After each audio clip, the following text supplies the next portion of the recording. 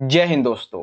बहुत बहुत स्वागत है आप सभी का आज की इस वीडियो में। और आज की ये वीडियो क्लास 12 के उन बच्चों के लिए इंपॉर्टेंट है जिनका आज यानी कि 20 फरवरी 2023 को हिंदी इलेक्टिव का पेपर ऑलरेडी हो चुका है। ठीक है, तो उसी पेपर का यहाँ पे हम रिव्यू करने वाले हैं, एनालिसिस करने वाले हैं, आपके साथ में डिस्कस करने वाले हैं कि आपका पेपर किस तरीके का आया था। ठीक है, तो आइए शुरू करेंगे बिना देरी करते हुए। तो बच्चों, जैसा कि मैंने आपको बताया था कि आपका पेपर का पैटर्न सेम टू सेम वही आया है, जिसमें आपको टोटल 4 में से कोई एक सेट आपको मिला होगा। मेरे पास सेट नंबर 2 है। ठीक है, तो यहाँ पे प्रश्न पत्र कोड है, यहाँ पे आपकी सीरीज है, यहाँ पे आपको रोल नंबर लिखना होता है। मैंने रोल नंबर छुपा दिया बच्चे का। ठीक है, और आप देख सकते हैं टाइमिंग आपका 3 घंटे का था, मैक्स मार्क्स आपके 80 थे। पेपर में टोटल जो मुद्रित पेज थे वो आपके 15 थे and total number of question आपके 14 थे। ठीक है, और जैसा कि मैंने आपको बताया था कि 15 मिनट पहले आपको पेपर मिल जाएगा पढ़ने के लिए, तो सेम वही चीज आपके साथ में हुई है ना। अब पेपर जो था वो दो सेक्शन में डिवाइड है आपका। एक खंड आ में टोटल 40 आपके एमसीक्यू होते हैं, वो आपको करने थे 48 में से। ठीक है, और खंडवा आ जाता है। सबसे पहले खंड आ में देखिए इन्होंने क्या किया, पैटर्न को ना थोड़ा सा चेंज कर दिया। क्या चेंज कर दिया कि पहले आता था गद्यांश, यानी कि जो आपका चैप्टर वाला होता है ना, मतलब कि कुछ कहानी टाइप में वो आता था, लेकिन पहले इन्होंने इस बार दे दिया है काव्यांश। ठीक है, तो काव्यांश आधे साथ आपके ये क्वेश्चन थे, इस तरीके से आप देख सकते हैं। ठीक है, कि प्रस्तुत काव्यांश की विषय वस्तु किस पर आधारित है, मेघ में आसमान जो है, इससे उतरती संध्या वह सुंदरी क्या है, अलंकार कौन सा है, ये सारी चीजें हैं। तो ये आप सभी ने कर ली होंगी अच्छे से। अगर आपको इसके पेपर के सॉल्यूशन की एक प्रॉपर वीडियो चाहिए जिसमें लाइन टू लाइन आपको मैं ये बताऊं कि आपको पेपर कैसे ये अटेम्प्ट करना चाहिए था और कैसे आपने आंसर लिखा होगा तो आपको मार्क्स मिल सकता है, अगर एक ऐसा वीडियो चाहिए तो आप मुझे ज्यादा से ज्यादा कमेंट कीजिए। जितना ज्यादा कमेंट करेंगे उतनी जल्दी मैं प्रोवाइड करूंगा। सिर्फ इस वीडियो में हम क्या करेंगे, इस पेपर का एनालिसिस करने वाले हैं, जिसमें कि पहला क्वेश्चन में देख लिया। सेकंड क्वेश्चन जो था ये आया था आपका गद्यांश वाला, 1 नंबर के 10 एमसीक्यू। ठीक है, और बहुत बढ़िया था ये प्रश्न और बहुत ही अच्छा था। इसको मैंने सॉल्व किया तो इसमें बहुत सारे क्वेश्चन, एक दो ऐसा था जो शायद इससे बाहर हो, लेकिन इसके लक्ष्य के उद्देश्य के ऊपर में था। ठीक है, तो आप सभी ने हाई होप कि ये कर ही लिया होगा। हमारा जो इंपॉर्टेंट क्वेश्चन था ना, जो मैं आपको हमेशा ही कहता हूं, वो हमारा 3 से शुरू हुआ था। और ये आप देखेंगे तो यह दीप अकेला से जो मैंने आपको एमसीक्यू करवाए थे कल की लाइव क्लास में और एक पेपर में भी, वो सेम टू सेम एमसीक्यू आपके यहाँ पे आए, बिल्कुल same to same. For example मैं आपको बताता हूँ, दीप किसका प्रतीक है बच्चों, तो दीप एक व्यक्ति का प्रतीक है।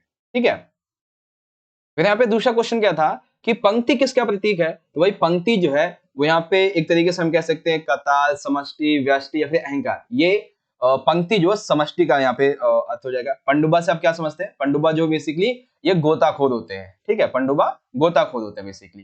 ठीक है, दीप का पंक्ति में विलय, इसका भाव क्या है, दीप का पंक्ति में विलय इसका भाव क्या है, इसका मतलब है कि दीप का मिलना। ठीक है, अगर मैं वही चीज कह रहा हूं कि अगर आपको ये पूरा का पूरा कंप्लीट सॉल्यूशन वाला वीडियो चाहिए तो आपको बता देना। ठीक है, उसके बाद में कि पंक्तियों पर जो कथन है यहाँ पे आपको विचार करने थे, आपके दिए हुए थे। काफी इजी प्रश्न है बच्चों, बहुत ही अच्छे अच्छे से प्रश्न है। आई होप आप अच्छे से करके आएंगे। बताना आप सभी मुझे, ठीक है, आप सभी मुझे कमेंट में ये बात जरूर बताना कि आपका पेपर कैसा गया। ठीक है बच्चों, कागज के आधार पे संविधा शब्द का क्या अर्थ होता है, तो आप यहाँ पे देख सकते हैं क्या ऑप्शन हो सकता है इसका राइट। ठीक है, फिर फोर्थ दिया हुआ यहाँ पे कि ये एक मिल मालिक के संबंध में है। ठीक है, आपके चैप्टर से लिए गए एमसीक्यू कुछ, और यहाँ पे आप ये देख सकते हैं कि मिल मालिक के दिमाग में अजीब जो गजीब ख्याल थे वो क्यों आ रहे थे। गद्यांश को पढ़कर मिल मालिक के बारे में क्या कहा जा सकता है। ठीक है, वैज्ञानिकों का नौकर हो जाना क्या कहा जाता है, ये सारी चीजें। तो आप इसे बताना जरूर कि आपका पेपर कैसा गया था। ठीक है, और मेरे हिसाब से इसमें जो क्वेश्चन लिए गए हैं वो बहुत ही अच्छे आसान है। जैसे कि सूरदास की झोपड़ी पाठ के संदर्भ में निम्नलिखित कथनों पर विचार करो। तो सूरदास प्रतिशोध में विश्वास नहीं रखता था, सूरदास पुनर्निर्माण में विश्वास रखता था, दोनों ठीक है। सूरदास ने जगदत्त की पत्नी की मदद की थी, बिल्कुल ठीक है। सूरदास की भैरव से दुश्मनी थी। ठीक है, तो यहाँ पे मैं क्या बताना है कि इनमें से कौन सा सही है। तो सूरदास प्रतिशोध में विश्वास नहीं रखता था, वो विश्वास किसमें विश्वास रखता था, पुनर्निर्माण में। तो ठीक है, खामदा ठीक है।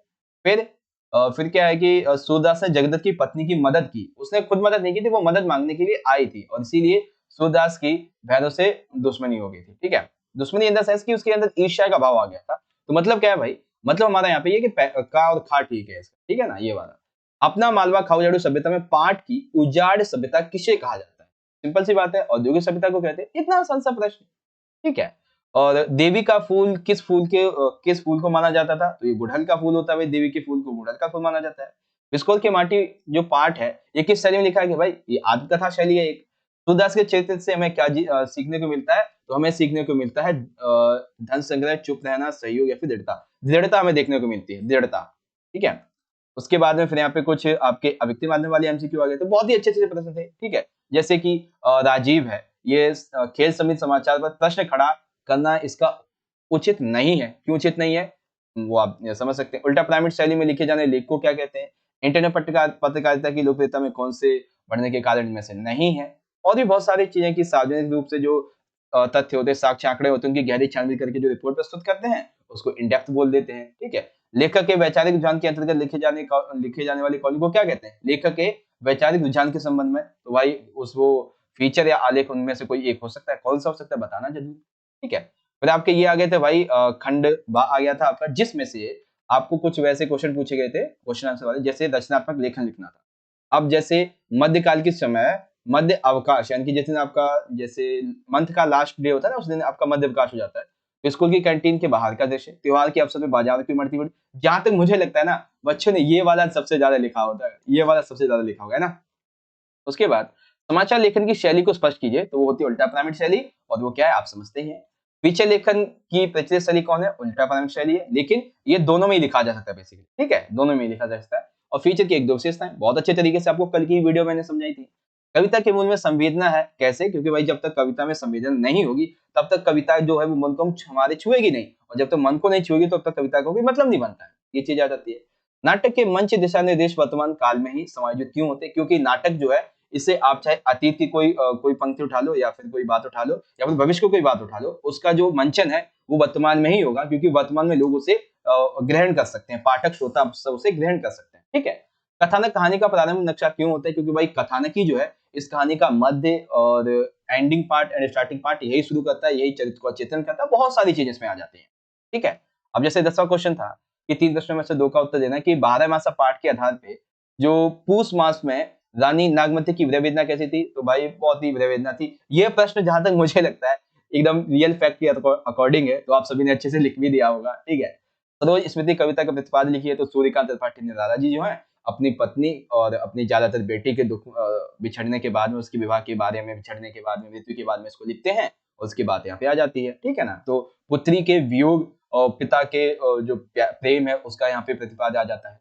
देवसेना का गीत कविता से हमें मूल क्या सीख मिलती है? तो हमें सीख ये मिलती है कि हमें कभी भी किसी दूसरे के प्रति अपना सारा जीवन समर्पित नहीं कर देना चाहिए, तब जब वो हमें रिस्पॉन्स कोई ना दे रहा हो तब, ठीक है ना? तो हमें सीख क्या मिलती है? हमें अपने लक्ष्य की ओर बढ़ते रहना चाहिए, बस ये बात है, ठीक है? उसके बाद में 11वां क्या था कि यहाँ पे बरस आती आंखों के बादल, बनते जहां भरे करुणाजल, लहरें टकराती अनंत की, पाकर जहां किनारा, हिम कुंबले उषा सवेरे, भद्र ढुलकाती मेरे, मंदिर उमते रहते सब, जग का रजनी भरदारा। यानी कि सिंपल सी बात है, ये कार्नेलिया जो है ना, कार्नेलिया के गीत वहां से लिया गया है, और ये सिंपल सा पार्ट है। राघो एक बार फिर आवो, ए ए बार बाजी बिलो की, आपने बहुरे बनावई सिधावो, ए पाई प्यारी पोह करे पंकज, बार बार चुचकारे, क्यों जी वही मेरे राम लाडीले, ये तब निपट विसारे। ये बेसिकली जब राम जी वनवास चले जाते हैं ना, तो उनका जो घोड़ा होता है वो खाना पीना बंद कर देता है, कुछ खाता पीता नहीं, आंसू निकलते रहते हैं उसकी आंखों से।